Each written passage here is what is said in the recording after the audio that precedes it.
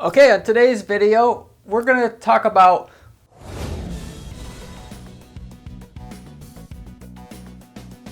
another video about close rates, basically leads that you get in from, could be anywhere actually, doesn't matter if it's you're sending mail out or running TV commercials, whatever, and you're generating leads. You have a two-step sales process. Somebody's got to come in, they got to respond by calling or filling out the form, and then you got to sell something to them that way. But what you can actually do to take those leads that you already got coming in or will have it coming in when you set up your PPC campaign or whatever, and actually be able to basically double the amount of people that are saying yes. Yes, actually double. I've got examples of here where I actually done these things I'm going to share with you today and actually gotten double the close rate, double the amount of people from that set amount of leads that was already coming in to buy, with doing stuff that's not that hard to do and not that expensive to do. So there isn't a weird thing like, oh yeah, but. No, this is all stuff that you can do. And if you're going to be the least lazy one in your space, of course, and also knowing, having watched this video, you're going to be the one with the most close rate, highest close rate in your space. What, of course, does that do? Put you in position to be able to suck up all of the traffic in your space from, running your Google ads, all the profitable people there. You could ultimately put yourself in a position to pay just slightly more than anybody else, and therefore you get more people than anybody else. And so that's what PPC, this channel is about PPC, and that's what PPC is really all about. It's how can I be efficient enough to be able to afford every single click that Google will give to me. And if I do that, then I've made out for myself pretty well, and I'll probably go on to make millions of dollars from this ad campaign I set up. But what a lot of people are overlooking is when I get a lead, how do I increase my close rates? And they want all the PPC to do all the heavy lifting. Well, it can do the heavy lifting, but it's actually easier to increase your close rates, as you're going to see here by the stuff I'm going to mention, than it is to make the PPC more efficient once you get to a certain level where you've done basically the easy stuff. These things here will be easier than going all the rest of the way with your PPC account. And why I suggest this stuff to my clients every time I have a client, given that they want a way to get get even more results even faster than they are, always go to these go-to things, of which stuff that I've seen tested by other clients that I've worked with in the past and already know works. So how do we increase PPC close rates after they already call? There's of course a bunch of stuff you can do to get better quality leads in terms of optimizing and filtering out your ads so they only show to people that are more qualified. It gives you a higher close rate. But once they've already replied, this is all stuff about people who already responded already.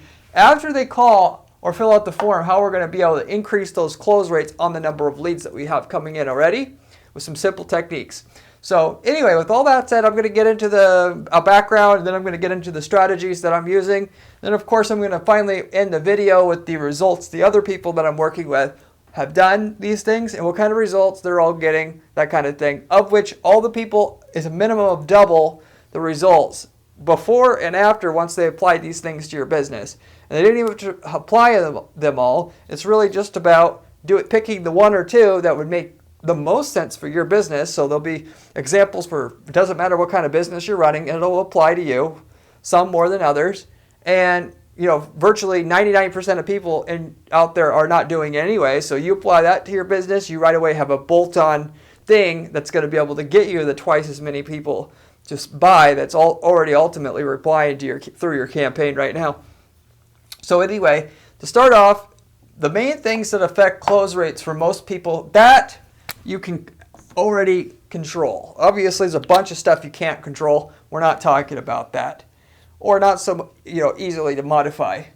The main things are the salesperson's system. So anybody who usually makes a ton of money in a space where you're selling something that basically there is no moat, anybody can do it. More so, your edge is your quality of your marketing and creating a brand at the same time. That they'll know that if they have to generate leads, they need an actual repeatable system that they can test and optimize then, because you have a repeatable system, and that They don't let their salespeople that are handling the leads just wing it. Okay, John, leads are coming in, sell them. No, you're going to be lucky to make money doing that. You got to know when they come in, they say this, then they do this, then they do this, then they do this, and then you close them. And if they say this, you do that. You got to have that all stuff mapped out. If you don't know how to do it yourself personally, hire an expert salesperson. You got to at least have one person who understands how this is done and create a general flow of how your sales process should go. So you have that. That's something you can easily change. Salesperson's voice. So basically, one thing that I haven't heard a lot of people talking about this, but there's certain salespeople based upon how they sound, they can make you have a warm, fuzzy feeling just listening to their voice. And I want to say that out of the people who make the most money, best sales, highest producing salespeople, the people that routinely are in the top percent at different organizations, they have a way of speaking in which it makes the person not want to go. It has, a sexy voice, if you want to call it that, but really more so it's just like pleasing to the ear. And so it's not, yes, they have a good process and they learned how a good process, but it started off with the voice being like that. If people inherently like, it's just, if you're selling in person, people like looking at you, they're more likely to say yes. This is proven, the halo effect. But the same thing applies when somebody calls, and based upon how they sound, I'm going to want to stay on the phone for longer to listen to whatever this person says. So you could switch out, sometimes a male, you could go to a female and maybe that'll work better. I've seen that happen before. But also just in person, if you have no choice but to have somebody in your company handle the calls, try a few people out, and one person inherently will have a better voice appeal to it to get you the person on the phone longer. The longer they're on the phone, the more sales you're going to make statistically. Next thing, how fast they get back to people / answer the phone. So first of all, when you talk about the form fills, when somebody fills out a form, it's common knowledge, if you did not know it already, that the longer you wait to respond to the form, the person that filled out the form, the less likely you are going to be to sell something to them. Primarily because the person's they're excited about buying when they fill out the form, and the longer you go, the more likely it is they're not going to be excited anymore or have changed their mind. Similarly, they may not ever get back to you because they're away from their phone. Versus if you got back to them quickly, they're more likely to be near their phone. So if you can respond within 15 minutes every time, you're going to almost double the amount of close rates you have just by doing that alone, at least from the forms, of course, okay? So I have some information specifically about that on this video. And then of course, if they call, basically somebody's out to lunch or whatever, and nobody picks up the phone. You're a small enough company, you don't have a backup. Horrible. You got to figure out how to patch that stuff up.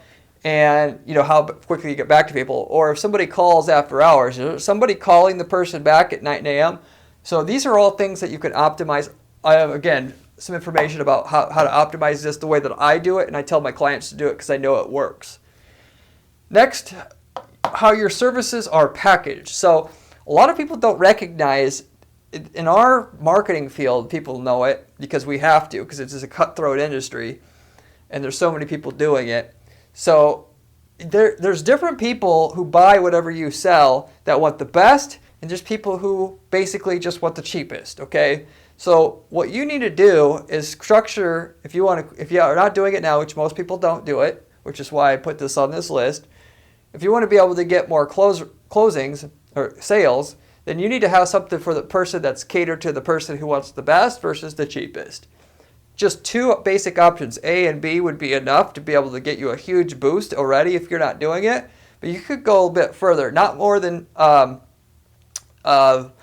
options by any means, but probably 2 or 3 is more so. Because if you have too many options, that hurts your conversion rates, because when people have too many options, they can't decide. Realistically, for me, just to keep it simple, you need the main things are somebody either wants the best or they want the cheapest. And so when you get so you have something for both people, so you don't lose a bunch of leads because the person just wanted the cheapest. The cheapest just doesn't have as much stuff. They don't want all this stuff, or maybe they do, but fact is they want it cheaper more than all this stuff. So you get my point. You should really do that if you haven't done it already. Next thing is when your prices are revealed. So we all have it. We have a ton of people, when they call in, they go, how much is it? Because they're trying to get quotes, right? So with that, people hate it when you play games. When I've done it before, I wanted to know the price. They play games with you. Well, There's a reason for that, because if you tell them the price and they aren't familiar with your market and why things cost the way they are, and you're only going then, and you're doing that to 4 people, all you're going to do is go with the cheapest price, one. And if you're not the cheapest, guess what? You've lost the sale for sure, automatically, right then and there. So when somebody says, how much is it? You have to counter with the question. You don't say, well, it depends. That pisses people off. But you can easily say, well, how many rooms do you have? Or how much sales are you trying to get? Or whatever it is. Find the golden question in there that's going to be able to get them to want the thing that they want to tell you. Like, I want to lose 30 pounds or whatever. Then you use that as a prelude. Then you ask another and another. And that's how you get them to stick with it. Nobody wants to explain their life story over and over again to people. That's why they are in the first place calling and asking the price right out the gate. So once you got them start telling you the story, they're more than likely going to just stick with you at that point, because you sounded interested in them personally and how their life is going. Now they're going to invest in you, and you're going to have a higher close rate. So that's a little trick that you could easily change today. Then finally, on this top list, follow-up that you do. So everybody knows, it's no secret as well, if you're in the marketing space and sales space, that the average sale took, if you're talking about generating leads, 5 follow-ups on average for the person to say yes. And you'll never know that if you don't do the follow-ups. So especially in this B2B sales space, it's common knowledge that a lot of times the time is not right for the person when they initially call in, and they're just getting information. People look for information before they buy, way before they buy, because they're not sure they want to buy yet. They're getting prepared, that kind of thing. So over half the people aren't going to be ready to buy today when you call. So you got to be able to follow up, and if you hope that they'll remember you, you're hoping for too much. You'll get about twice as many people by you got to be like a warrior. You never give up. You follow up until the person's dead or they tell you no.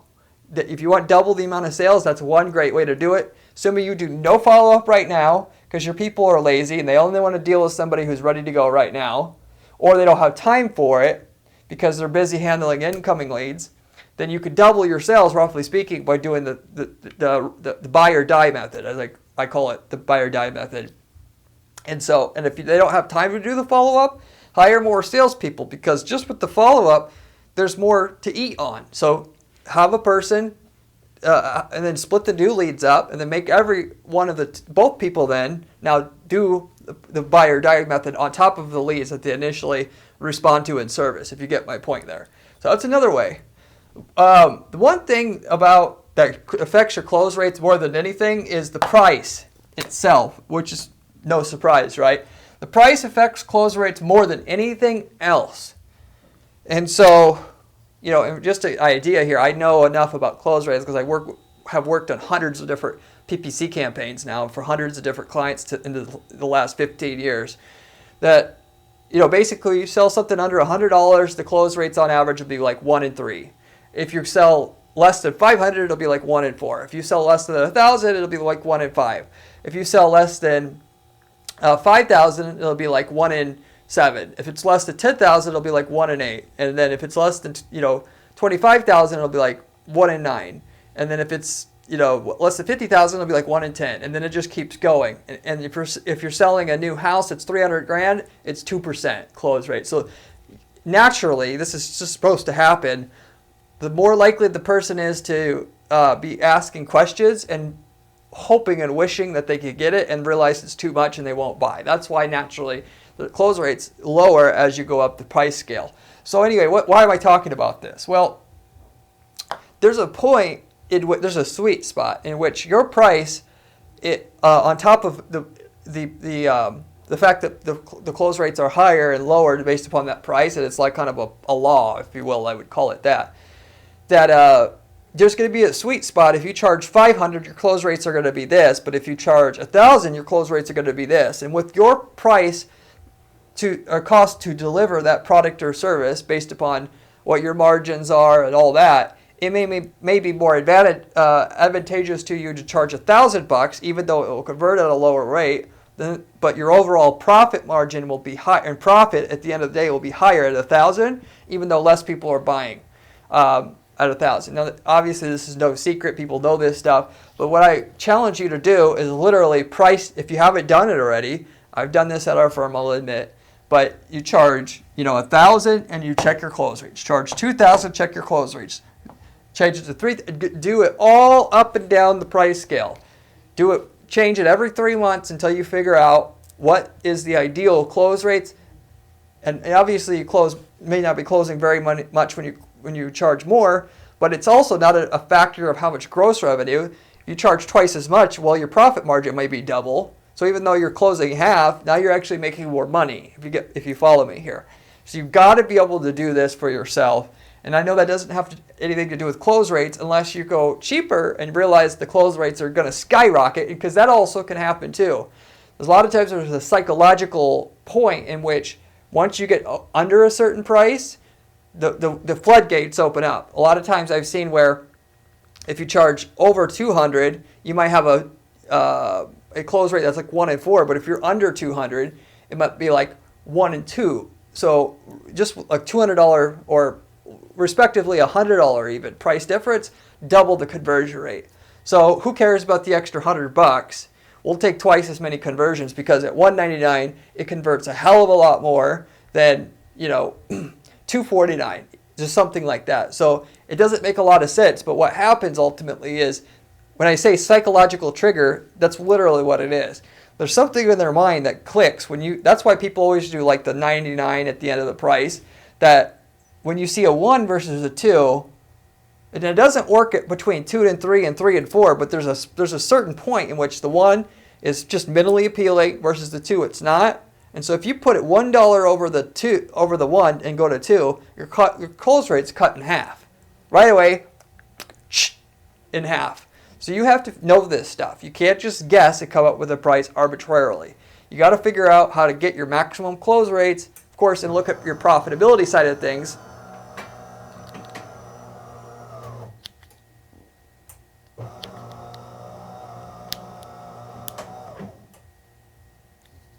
Cut that part out. So anyway, you get the idea. Now, I'm going to get into these. Here's some outside the box things that you can do that I know nobody else really does. But if you do it and apply it to your business, you could double the close rates. Of course, I gave you some stuff already, but this is stuff I know that you're probably for sure not doing. And so anyway, we'll get into it next with the secondary list I have. Now, if you want to double the amount of people who say yes, here are some quick things you could do that are profitable. Yes, it's a little harder to execute, but because it's outside the box thinking here, nobody else is going to be doing it, and of which now it will work. Stuff that nobody else is doing is where you get your real value from. That's if you do what everybody else is doing, you get everybody else's results. If you do more, you get the abnormal return. So which one do you want, basically? So anyway, you will see that this stuff is a little weird, but anybody could do it, including yourself. Use an answering service. So one thing, when somebody calls, I mentioned if you miss a call, first of all, they're not going to leave a voice message very much. You pretty much, if they call and you don't get them, they're going to call somebody else. So what you want to do, at the very least, is you want to have your phone system set up so when somebody's not there or they're on lunch break, the call immediately routes to the other backup person, or a backup person who understands and can actually sell, not a secretary who can't sell and is full of crap in terms of understanding how to sell. If you got to have an actual salesperson who can answer your calls. It's tough you can't make money. Let's just put it that way.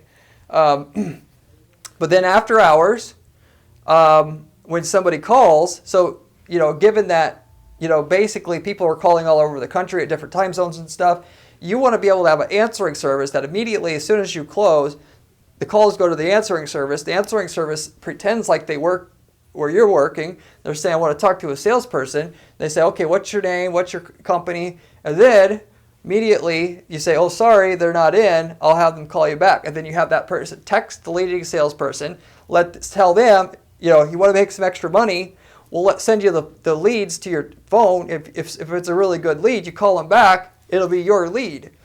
Okay? So that's what I'm going to also be doing to optimize that process.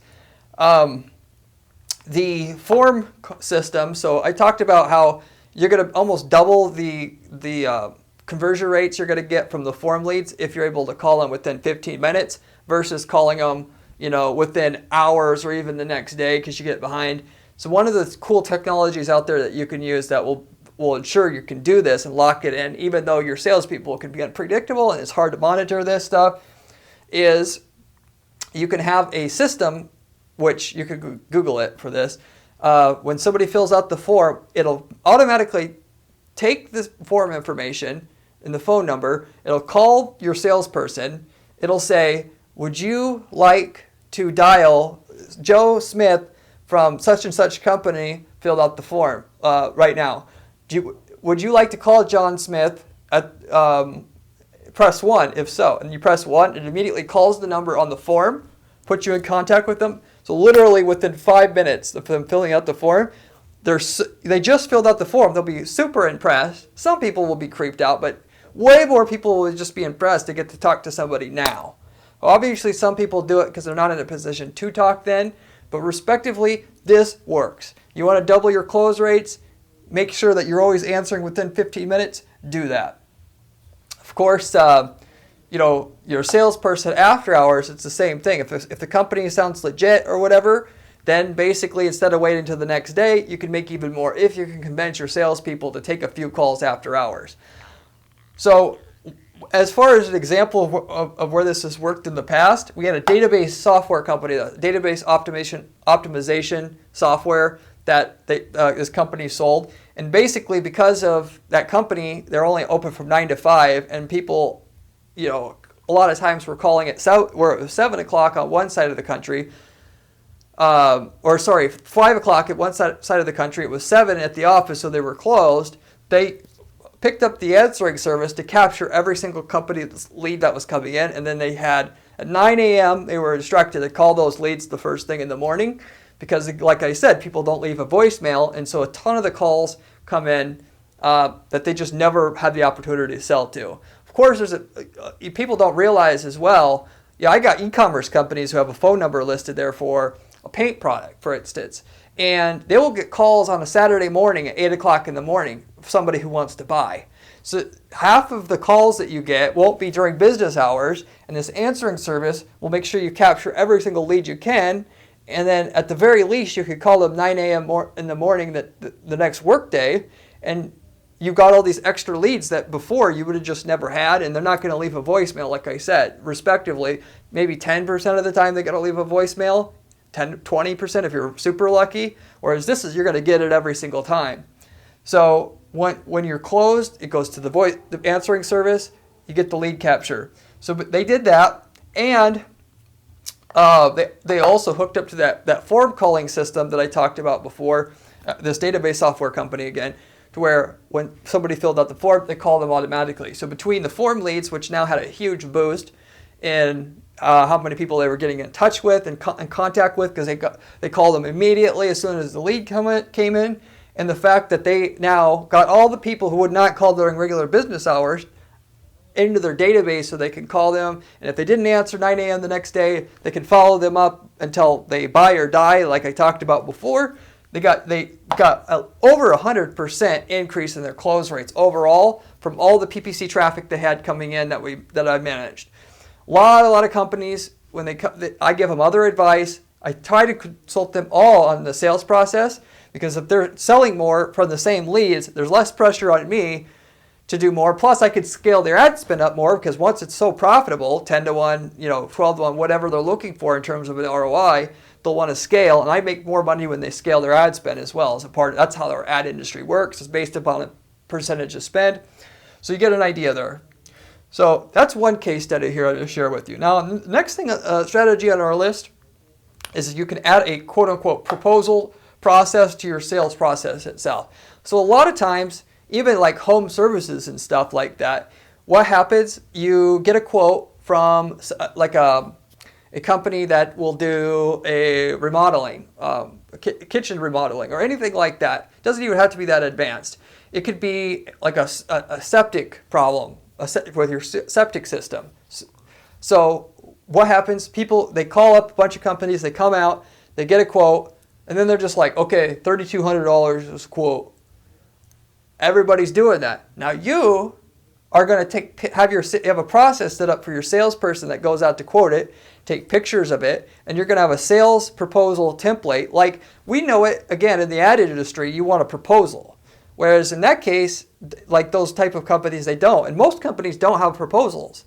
They just give the price, if you will, which is, so at any time that happens, you have a 3 or 4 page proposal, which talks about, here's your problem, here's a picture that shows this red arrow pointing to the crack or the break, and then to fix it, here's the process that we're going to do, and this is the reason why this is this much price, and this is the reason why this is better than what other companies are doing, and then you have your price at the bottom. So you have a professional document that you're getting the person instead of just the regular old price. And of course you could overnight this to their house, so you could say we're gonna calculate the price, because a lot of times they don't do it on the spot, right? They come back to the office, then they send the price quote in.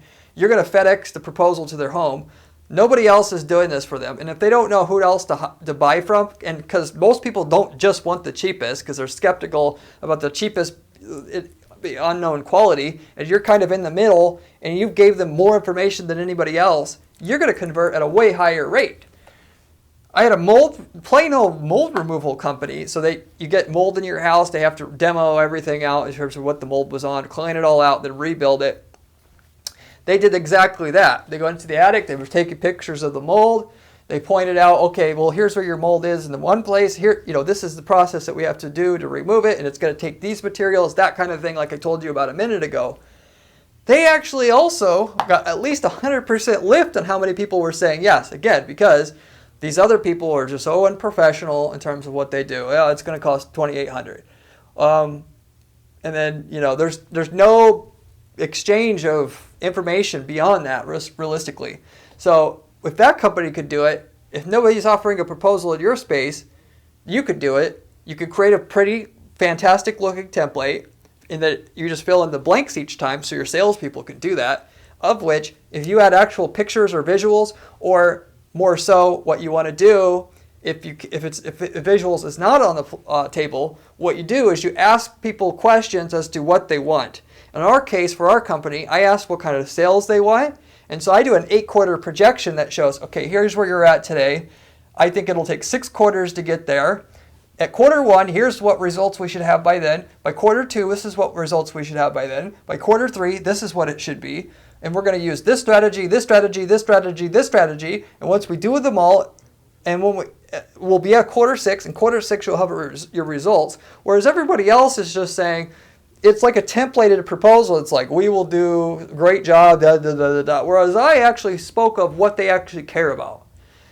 With the mold removal company, the person cares about, is there mold for sure that we have to take care of, and what we have to do to get rid of it. And when somebody else gives a quote and they have no idea what they're basing the quote on, and you actually told me exactly where I have the problem, why it's dangerous, what you typically need to do, why you need to do it, why we're doing it the way that we're doing it, how many days am I going to have to be out of my house? All the stuff that I would normally want to know and have questions about, which you could easily ask your salespeople. What are the typical questions people ask? Bundle that in terms of your proposal so that 80% of anything they potentially are thinking about is clearly clearly described in that. It looks visually impressive. Therefore, I trust the company more now. You hit it out of the park with the leads that you're giving. You can also double the amount of leads that you're getting. You have to come up with your own way to make sure all the things that people want to know, you're telling them in detail. Yes, it takes time to make a custom proposal each time, but when you can double your close rates, you can easily justify the cost. So it's up to you. Free leads, free money, it's up to you. The next thing is you could add a shock and awe package to your sales process. So this is something we also do at our firm because I know it works, and I also tell clients to do it. Not too many people want to do it, but you could send, once you get a lead, you could send them out a package once they get the quote, or immediately as soon as you get the lead. Either it might be different for different companies. You can decide what you want to do, but you send them out a package with a whole bunch of stuff. Mainly the main thing in the package, for us, I'm sending out my book. I'm sending out case studies. I'm sending out explanation of my history, my background, how our company is structured, why it's different. A whole bunch of information. The main thing it does is it impresses a person when they get it, even more than what they would have got with a really nice customized projection that they got with the proposal that told them exactly how much they're going to get and when and exactly how we're going to do it. Because all they care about is results, and they want to know if they can get the results. And so we're telling them how we're going to get it, how long it's going to take, and in the middle, during the process, what they could expect and when. Which I know my competitors are not going to do that. In the situation where you got the package, you could get creative with what you send out, of which part of the return you get is because it builds trust, but you also can share your results in there, which is the biggest thing that you can do. So for a real estate company, this is somebody who wants to get seller's listings, which is the difficult thing to do, people that want to sell their house. Then what this person would do was just send all the recent listings that they did for other people who wanted to sell their house. Last 6 months, we've listed 56 properties. Of the 56, 48 have closed. And here was the appraisal price. Here was the closing price. It took 26 days to sell. You're telling me if I want to sell my house and I can know for sure what this guy's record is right off the bat? Of course, this is who I'm going to hire. If I were a lawyer, it would be the same thing. How many of these similar cases have you tried? Okay, well, I just got busted for smoking weed or something. Send them information out about how many people that have also had this and what kind of results that they got. Charges dropped or reduction. Obviously, in that space, you can't. There's some things that you can't necessarily do. I get my point. But everybody can put their record in there. And that's for a service, that's basically it. If it's questionable as to whether or not you're going to get results.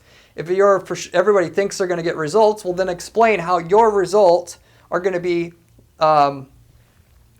different in some way. So anyway, you get the point. Anyway, with this real estate company, that's also the main thing that I think did it, though, was the fact that they took the idea of put all their recent listings, and that obviously changed all the time, but all the recent listings and the recorded sale, how long it took, with a bunch of other information that built up, like a brochure, a few other things like that. They also got plus 100% increase in close rates on these leads that come in that are talking to a few people. They ultimately want to know who could sell the house for the most and the quickest, and now I got all the information from this firm and this guy who I didn't get from anybody else, and so I'm just going to feel the safest to go with the guy who's telling me what I want to know and feels confident enough to tell me this as well, obviously, because the other guys, if they're not doing it, why are they not doing it, that kind of thing.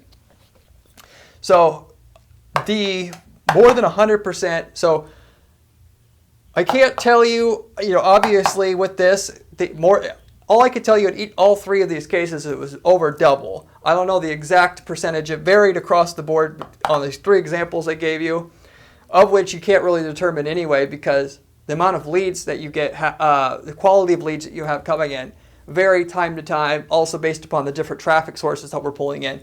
But I can tell you, it more than doubled it. So minimum of 100%.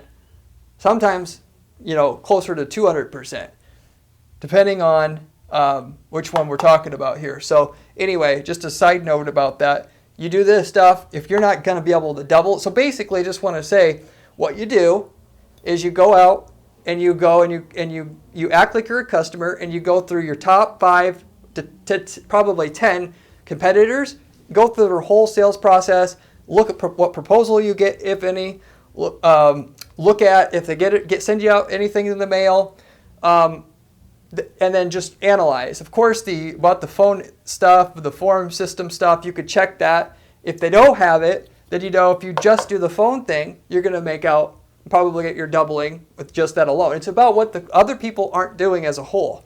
Maybe they're on top of the game. They have an answering service, whatever. Okay, well then move on to the next thing. Add a proposal that's super, super highly customized. if they're having a proposal. If they have no proposal, well, still do it customized, but for the most part, that's going to probably be what doubles it. If they have the proposal, add the shock and awe package. Author a book. Show them the person you're hiring is a published author, which nobody else they're looking at is also having that. So my point again is, look at what the competition is doing. If you could find something on this list here that nobody else is doing, you implement it, you are going to have the doubling. I can assure you that. If you do not, come back and leave me a comment on this channel. You can berate me all you want, because I don't see a darn chance in hell that this is not going to be able to double your conversion rates if nobody's doing the things that I've mentioned here, and you execute it with not half-ass, but you actually go ahead and do it the right way, the way that you would want it if you were the customer. Okay? And if it's not, of course, maybe add one more thing. You're going to get a doubling. That's all I can tell you. Just trust me on that. The stuff, I've seen it work more than just these 3 occasions. It's a dozen plus where people have done not everything, but at least one of these things on the list. And routinely, it changes the game completely on the economics of the ad campaign and how many leads we needed to make the 10-to-1 ROI that they needed, or whatever the ROI that they needed, so that whereas the PPC campaign was not quite the way running perfectly in terms of return on the ad spend, it now is. Now we can leverage the heck out of the ads, and instead of making twice as much from our leads, now we can triple down on the spend, and we're making 10 times as much. This is how much of a difference this makes ultimately, depending on your situation. Anyway, the last thing I want to talk about is on this list I had to mention yet was remarketing. If nobody, and you're going back to what I said before, go to all your competitors' sites, then wait a while and see if you see any remarketing ads, i.e. ads that follow you around or people around after you leave the site on different sites, whether it's Facebook or CNN.com or whatever site you go to, and just take and screenshot all the ads. Look what they have. Most of the people don't do follow-up at all. 80% don't do any follow-up at all with the remarketing. The other 20% have one ad that just beat you over the head over again and again and again. Are you ready to buy yet? No. How about now? How about now? How about now? How about now? Over and over again, adding no value to the sales process for that person. If you go to my site, I'll have minimum of 10 different ads that you'll see. I wrote an article, so I have an ad that pushes you to the article I wrote. I have a book on Amazon. I have an ad that shows you I have a book, and it pushes you to Amazon. I have a great review on Google Reviews. I make sure you know it. I push people to Google Reviews. I have a blog that I write. I have an ad that pushes the blog. I have testimonials, 3 testimonials from 3 different clients that I got good results from. I'll have 3 different ads with 3 different testimonials, one in each of the testimonials in each ad, so they can see that I have great reviews. And on and on. If you can do 10 different ads, that what you're trying to find out would be the 10 most convincing things that you could tell the customer to convince them or potential client, put them in individual ads, build a remarketing campaign, have those ads cycle out for the user, you'll be able to double your close rates as well. For me, and if you're in a B2B space, like I said, less than half of the people that you initially pay to attract that want your service or product, they're not ready when they initially contact you. So I'll have my ads run for a whole year after you initially get to my site, because I know even though you wanted a proposal, there's just something you're not quite ready yet, and that all those pieces of material that's going to convince you will be running for that whole time. So when you are ready, you're immediately going to think of me and nobody else. They're not going to restart the sales process. You're just going to come straight to me. And so that's what you want to do.